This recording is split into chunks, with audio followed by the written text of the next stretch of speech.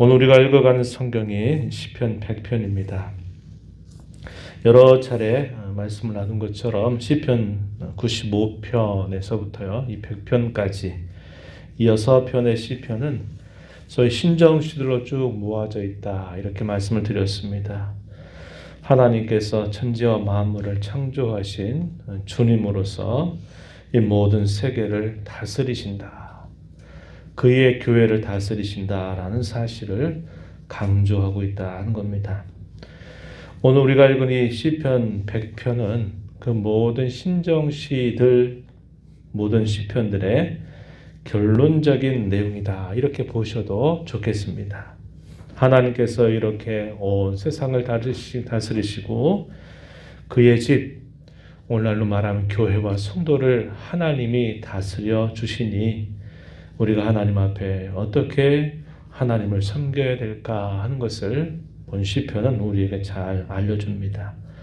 신정시의 결론이라고 볼 수 있겠고, 이 내용은 결국 어떠한 결론을 우리에게 가르치느냐, 하나님 앞에 감사함으로 기쁨으로 하나님을 예배하고 하나님을 섬겨가야 된다라는 것을 우리에게 보여주고 있습니다.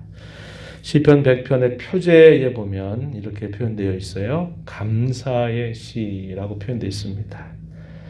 이 말은 구약의 옛 백성들이 그들이 성전에 올라가서 하나님 앞에 예배를 드릴 때, 특별히 감사를 표현하는 제사를 드리게 될 때 늘 이 찬송을 즐겨 불렀다라는 것을 우리에게 보여줍니다. 내용이 길지 않아요. 그러나 아주 중요하고 핵심적인 내용들이 이 짧은 식구 안에서 잘 표현되고 있다는 겁니다. 우리가 읽은 본문 1절 말씀에 보면은 이 찬송의 대상에 대해서 온 땅이여 라고 이렇게 부릅니다. 하나님의 백성들만이 아니라 하나님께로부터 창조함을 받은 모든 창조 세계도 다 하나님을 찬양함이 마땅하다. 온 땅이여 여호와께 즐거운 찬송을 부를지어다. 이렇게 하면서 본 시편을 열어가고 있습니다.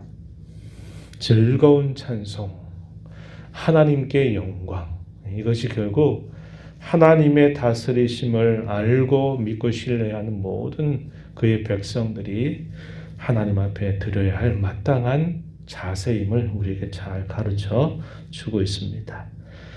지금도 이 모든 천지와 만물들은 하나님의 그 솜씨와 하나님의 지으셨던 그 솜씨와 섭리 안에서 그 질서를 따라서 그대로 움직이고 있습니다. 그래서 이것들을 우리가 생각해 본다면 모든 창조 세계는 여전히 하나님의 뜻에 순응하고 있고 하나님을 잘 섬기고 있는 것을 우리가 볼 수 있는데, 유독 하나님의 형상을 따라 지음을 받은 우리 사람들은 그 마음의 완악함과 부패함을 따라서 자신을 지으신 이 창조주 하나님, 온 땅과 만물을 다스리시는 그 하나님을 향해서 반역하고 대적하고 거역하는 일들을 서슴지 않는다 하는 겁니다.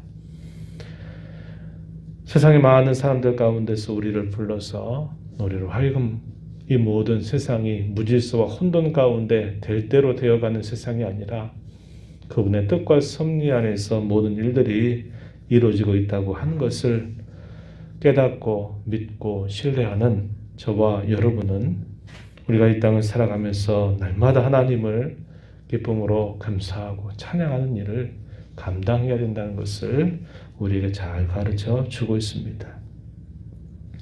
이 시에서 하나님은 어떤 분으로 소개하고 있느냐, 또 우리가 이제까지 살펴왔던 이 신정시 전체를 통해서 하나님이 행하신 일들로 인해서 하나님은 찬양을 받으시기에 합당하다. 하나님께서 행하시는 그 일들 가운데 그분의 나타나는 그분의 성품 혹은 그분의 속성으로 인하여 그분은 마땅히 찬양과 경배받으시기에 합당하다. 이 사실을 우리에게 보여줍니다. 하나님은 모든 세상을 창조하신 전능하신 창조주시다. 창조하신 세계를 하나님께서 그분의 뜻을 따라서 끊임없이 경영하고 계신다. 이걸 우리가 섭리라고 부릅니다. 창조하시고 섭리하시는 주님. 또 하나님은 자기 택하신 백성들을 죄와 파멸과 형벌로부터 건져주시는 구원의 주님. 그리고 그 구원의 완성을 위해서 심판하시는 주님. 이렇게 우리에게 보여주고 있습니다. 그래서 이런 내용들을 쭉 모아보면 하나님은 창조의 하나님, 섭리의 하나님, 구원의 하나님, 심판의 하나님이시다라는 사실을 우리에게 보여주죠. 그런 하나님의 행하시는 일 속에 그분이 보여주시는 그분의 성품 혹은 속성, 오늘 우리가 인시편의 5절 말씀에 보면은 뭐라고 표현하냐면 그분은 선하시다. 그분은 인자하시다. 그분은 성실하시다. 라는 그분의 성품을 행하시는 일 속에서 잘 드러내고 있다고 우리에게 깨우쳐 줍니다. 5절에 한번 보세요.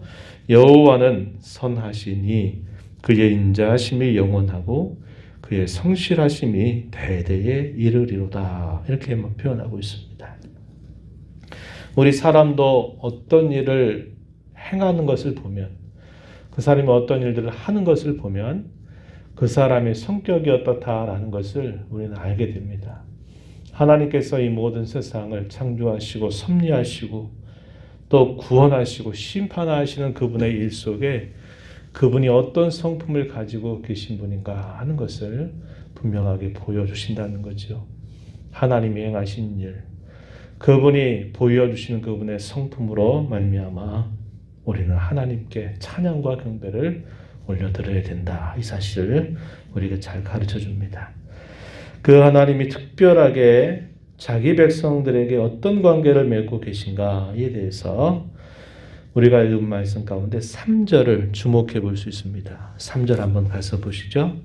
여호와가 우리 하나님이신 줄 너희는 알지어다. 그는 우리를 지으신 이요 우리는 그의 것이니 그의 백성이요 그의 기르시는 양이로다. 그분은 우리를 지으신 분이다. 이렇게 이야기해 줍니다. 우리를 지으셨기 때문에 우리가 우리 자신을 아는 것보다 하나님은 우리를 더 잘 알고 계신다 하는 겁니다. 우리의 마음의 깊은 소원을 비록 다 입술로 말하지 않아도 우리가 어떤 소원을 가지고 있는지, 우리가 어떠한 일에 처해져 있는지, 우리의 마음이 어떠한지 이런 모든 것들을 너무나 잘 아시는 분이시다. 이 사실을 우리가 배우게 되죠. 또한 그분은 우리를 지으셨기 때문에 우리 인생에 대한 가장 좋은 사용 설명서를 우리에게 안내해 줄 수 있는 분이다 하는 겁니다. 매뉴얼입니다. 우리가 이 땅에 살면서 지음받았다 이 말은 우리가 어떻게 살 때 가장 우리의 삶을 보람 있고 가치 있고 행복하게 살 수 있는가 하는 것을 가장 잘 우리에게 길을 안내해 주실 수 있는 분이다. 이 사실을 우리가 배우게 되는 겁니다. 이어지는 말씀, 그분은 우리를 그분의 소유로 삼으신 자다 이렇게 표현하죠. 우리는 그의 것이다 라고 표현합니다. 이 말은 그분은 우리의 진정한 주인이 되시는 분이다 라는 사실을 우리에게 알려줍니다. 우리를 위해서 기꺼이 자신을 내어주셔서 우리의 모든 죄를 용서하시고 우리를 하나님 앞에 의롭다 하시고 우리에게 영원한 생명을 주시고 우리를 그의 소유로 삼아서 우리를 언제나 붙들어 주시고 지켜 주시는 분이시다라는 사실을 우리에게 알려주고 있습니다. 로마서 14장 6절 말씀에 보면 그러죠. 우리가 살아도 주의 것이고 죽어도 주의 것이다 라고 이야기합니다. 살아도 죽어도 우리가 주님에 속해 있다. 주님께 속해 있다. 주와 더불어 연합이 되어 있다. 이 사실만큼 우리에게 견고한 위로는 없는 것입니다. 이러한 것을 우리에게 알려줘요. 또 이어지는 말씀, 그분은 우리를 먹이시고 기르시는 분이다. 우리의 목자가 되신다라는 사실을 알려줍니다. 그분은 우리의 영원하신 목자가 되셔서 우리를 돌봐주시고 우리를 인도해 주시는 분이시다. 이 사실을 우리에게 알려줍니다.